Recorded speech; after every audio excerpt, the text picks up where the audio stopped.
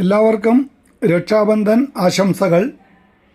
രക്ഷാബന്ധനെ പറ്റി ഒരു ഐതിഹ്യം കിട്ടി, അത് എല്ലാവരുമായിട്ട് ഷെയർ ചെയ്യാമെന്ന് വിചാരിച്ചു.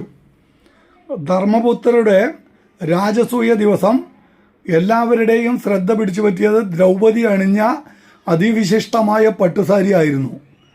രാജസൂയ വേദിയിൽ വച്ച് ശിശുപാലൻ ശ്രീകൃഷ്ണ ഭഗവാനെ അധിക്ഷേപിച്ചു. ഭഗവാൻ തൻ്റെ സുദർശന ചക്രം കൊണ്ട് ശിശുപാലനെ വധിച്ചു. ആ സമയം എങ്ങനെയോ ചക്രത്തിൽ തട്ടി ശ്രീകൃഷ്ണ ഭഗവാന്റെ മണിബന്ധത്തിൽ ഒരു മുറിവുണ്ടായി.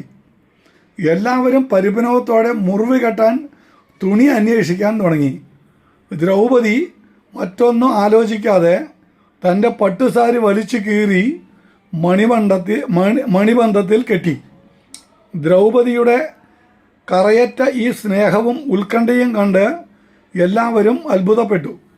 ശ്രീകൃഷ്ണ ഭഗവാൻ പിന്നീടുള്ള കാലമത്രയും ദ്രൗപദിയുടെ സർവ്വ സംരക്ഷണവും സഹോദരനായ തൻ്റെ ചുമതലയാണെന്ന് പ്രഖ്യാപിച്ചു അത്രേ.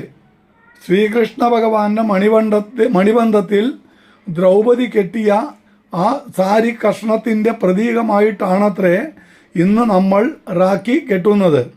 വളരെ പവിത്രമായ ഒരു ആചാരമാണ് രക്ഷാബന്ധൻ അഥവാ രാഖി.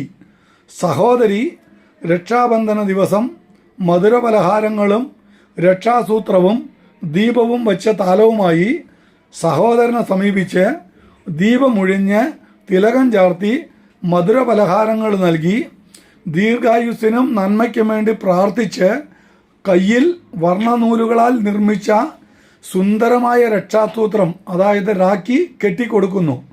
സഹോദരൻ ആജീവനാന്തം സഹോദരിയെ സംരക്ഷിക്കുമെന്നും പരിപാലിക്കുമെന്നും പ്രതിജ്ഞ ചെയ്യുകയും അതിൻ്റെ പ്രതീകമായി സഹോദരിക്ക് പാരിതോഷികങ്ങൾ നൽകുകയും ചെയ്യുന്നു.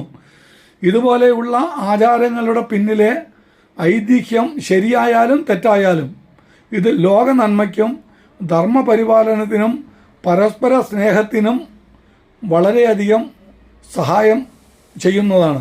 അതുകൊണ്ട് തന്നെ ഇത് പവിത്രവും പരിപാവനവും ആണ്.